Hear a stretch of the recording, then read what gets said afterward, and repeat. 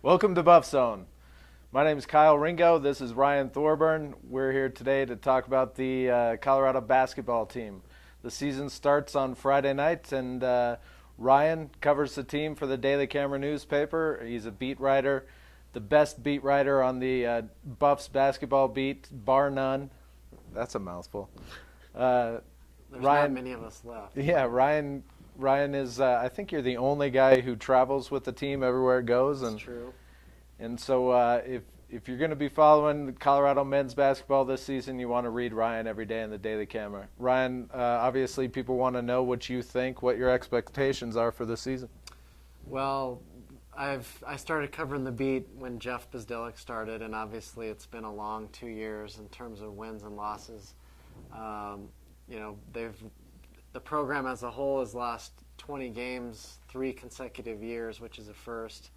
I think I counted up Dwight Thorne's lost 62 games during his career. That's Wow. the most by any one dude in a 3-year span. Poor Dwight. Dwight's the only senior. I think Dwight is a good leader, and he wants to go out with a winning season. I think that's Jeff Bzdelik's goal, is to have a winning season. What does that mean? That means they have to win 16 games against a pretty tough schedule. I think that's going to be tough, but that is the goal.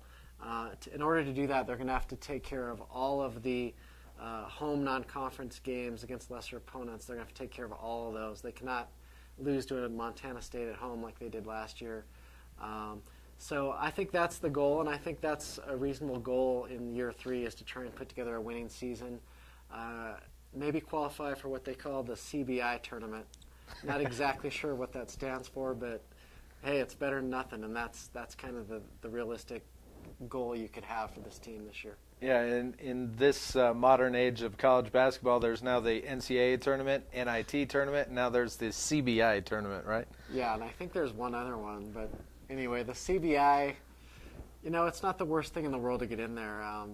Wyoming got in that thing last year, actually lost in the first round, but they had a player do this dunk where he hung on the rim and flipped over.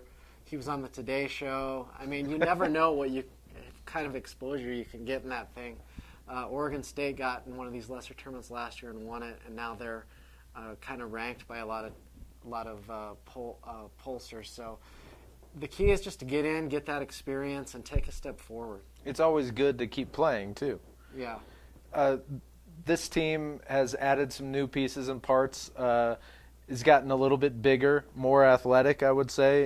Is that your assumption? Yeah. Or? Unfortunately, a story we've already had to write is Shannon Sharp, the freshman I wanted to see play the most, a YouTube dunk sensation guy, above the rim guy, and he's only 6'1".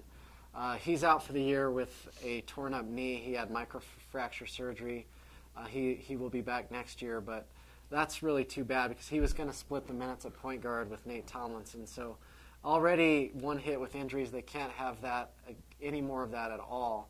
Alec Burks is a freshman, 6'6" shooting guard that Jeff Bzdelik has already used in the same sentence with Richard Roby.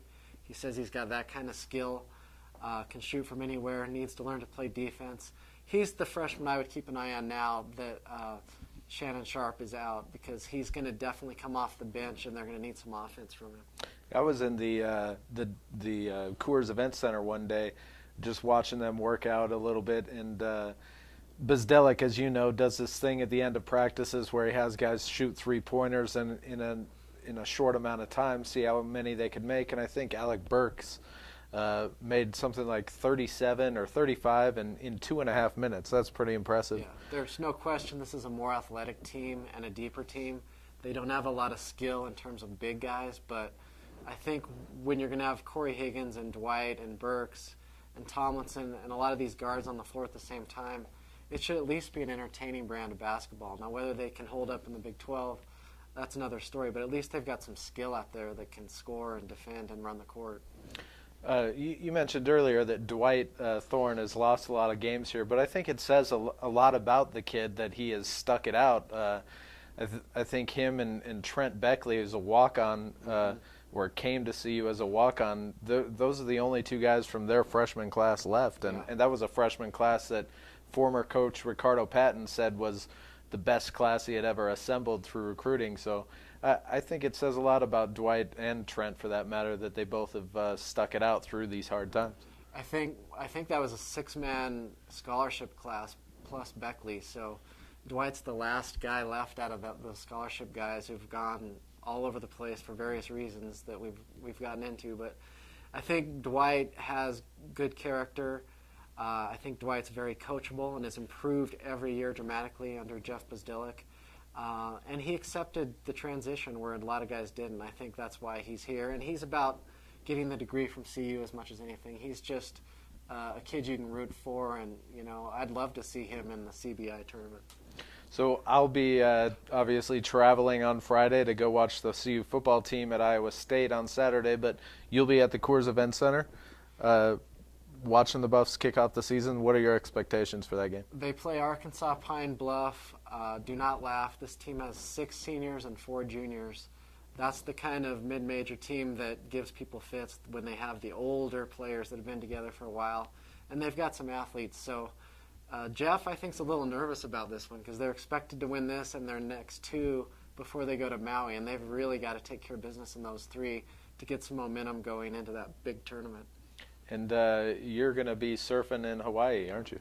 I have fooled them once again. I will be making the trip to Maui, believe it or not, with the Buffs. So that's going to be like better than the CBI tournament. That's like 3 bowl games. That's going to be great. They open up with Gonzaga, and we'll talk about that, as we get closer. But that's a pretty, in my opinion, Jeff wouldn't have scheduled the Maui Invitational to go out there and embarrass themselves. They think they're going to turn the page this year, and we'll find out very early out in Paradise if that's true or not. If it actually is equivalent to 3 bowl games, that means you will have covered more bowl games than me.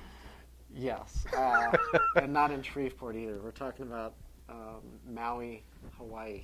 Yeah, that's awesome. Good for you. Well, thanks for sharing your thoughts, and Brian will be around all season to tell you what's going on with the CU men's basketball team.